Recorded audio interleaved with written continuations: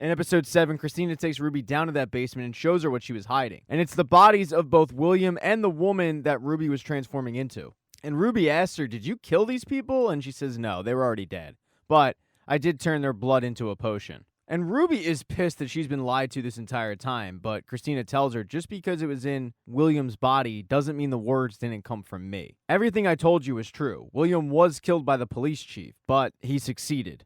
And Christina is now on a revenge tour. She then goes on to explain the backstory of her father and how women weren't allowed to practice magic even though she begged her father to do so. So instead, she went and got William. She wanted William to teach her magic so she could prove to her father that she could be the son that he never got. But then she realized that was stupid and she just had more ambition. So she perfected William's spell. But Ruby's still pissed and demands to know everything. So Christina says, "Okay, if you want to know everything, it starts with the Book of Names and your family."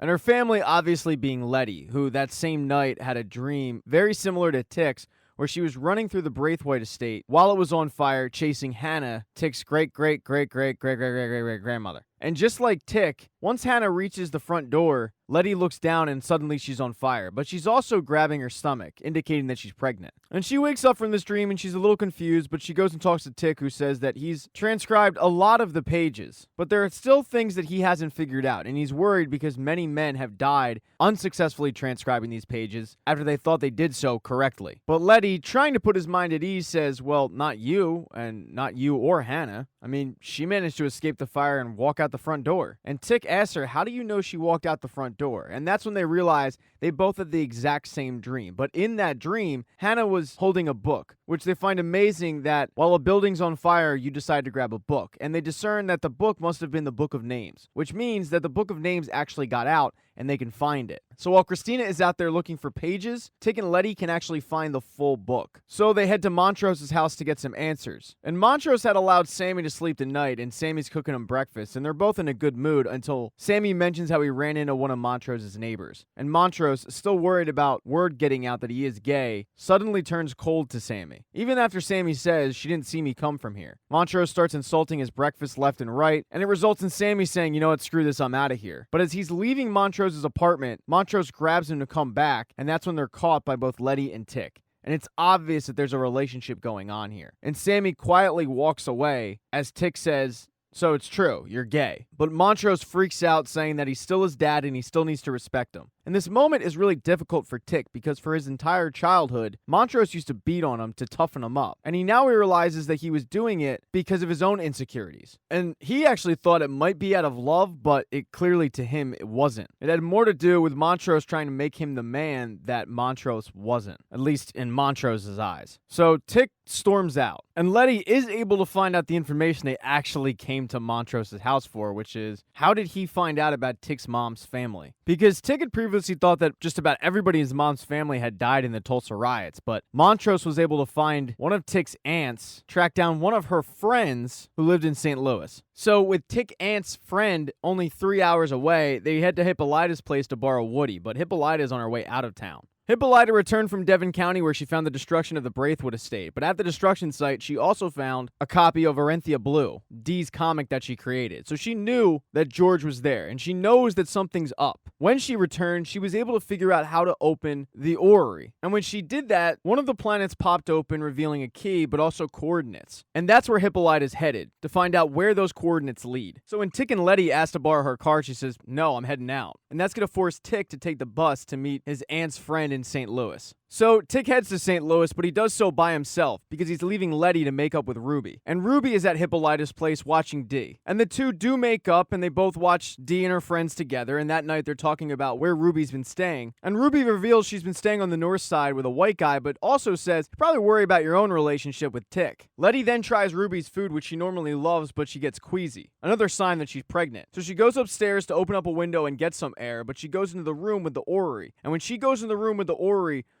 starts going nuts because she's carrying Tick's child, which has the blood of Adam. So she calls Tick up, who has made it to St. Louis and is spending the night with his aunt's friend, who tells him her whole backstory about how her husband and Tick's aunt's husband served in the war together, but after they both died, the two kind of shacked up and they lived out their days together, although Tick's aunt is passed away. And that Tick's aunt did mention a book, but it sounded more like a photo album or like a family Bible. And unfortunately, it got lost when a bunch of white people burned most of their property. She does start showing Tick some photo albums that feature his aunt, and that's when she gets the call from Letty. But as Tick is looking at the one photo, he realizes that him and his aunt have the same exact birthmark. He then gets on the phone with Letty, who tells him all about the orrery and about how Hippolyta must have taken it, not knowing what it really was. She also tells him about the coordinates that lead to the Winthrop Observatory in Kansas. But as Letty is on the phone telling Tick about the coordinates, doing so pretty covertly, Ruby is eavesdropping the entire time. So both Hippolyta and Tick head to the observatory, and Hippolyta makes it there first, putting the key into the machine, and when she does so, it takes a little bit, but it does in fact turn on. Although to totally understand it, she's going to need to work some mathematical equations, which she can do because Hippolyta is crazy smart. But as she's doing so, she needs to hide because cops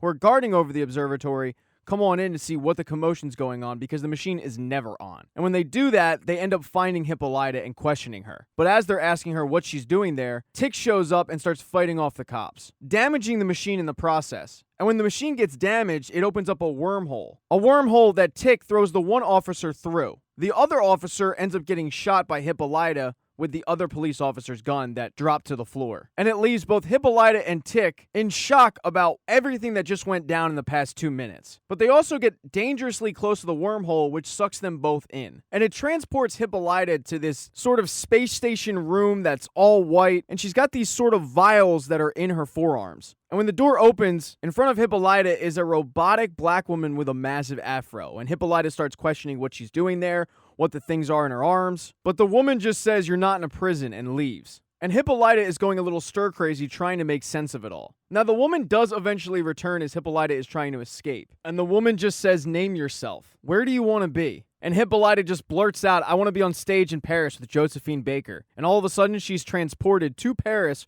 where she is on stage with Josephine Baker, having no idea about the dance choreography and making a fool of herself. But the more time she spends in Paris, the more she gets acclimated to the dance routine, and the more she gets comfortable with all the girls, including Josephine Baker, who she befriends. And one night, as the two women are talking about how they both feel like they're just a star, shining bright, but actually burned out years ago, Hippolyta tells Josephine Baker that from her experience in Paris, she now realizes that she's become that same Negro woman that white people wanted her to be. It's as if they found a new way to lynch her without her even knowing it. And because of it, it makes her want to just kill white people. And it's not like she just hates white people. She also hates herself for allowing them to make her feel small. And all of a sudden, she just starts screaming, "I am Hippolyta." And when she does that, she gets transported to the Amazon, where she becomes a warrior, fighting off a Confederate army. And doing so pretty well, becoming the Amazonian leader in a way, giving an impassioned speech that would make William Wallace blush. But as she's doing this, she also knows the Confederate army is just way too many people and they're all going to get slaughtered. And as the Confederate army is barreling down upon them, Hippolyta says, "I am Hippolyta, I am George's wife." And then she gets transported to the first time we ever meet Hippolyta, lying in bed with George. And she tells George the entire backstory of everything that she just went through. And she's pretty positive that she just proved the many worlds theory that she read about years ago. But unfortunately, she doesn't actually know if George is currently alive or not. And it's because she just doesn't know what all of this means. But the most important thing is that it feels real. And George tells her that it means the world to him that after all of her adventures, she's still identified as his wife. But that reminder upsets Hippolyta. She doesn't like being known as just George's wife. And she tells George that she had big dreams, but when she met him, she had already shrunk. And after meeting George, he allowed her to continue to shrink,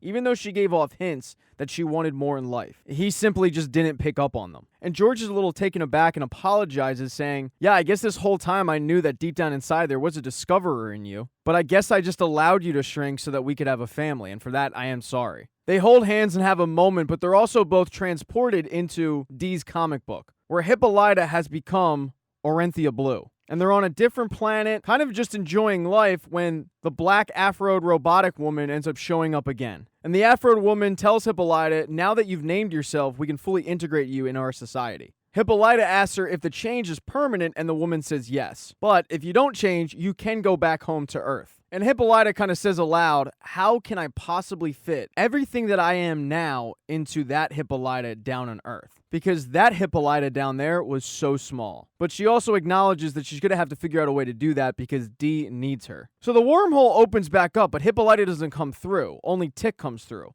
holding a copy of Lovecraft Country. And he's screaming for Hippolyta, but she's nowhere to be found. Tick also needs to get the hell out of there because the cops have shown up, and it's only a matter of time before they find a black guy in a building he's not supposed to be with a dead police officer who was shot. So Tick runs, which is unfortunate because Tick didn't notice that underneath the dead cop's arm is a copy of Arinthia Blue, which clearly says written by D. Freeman.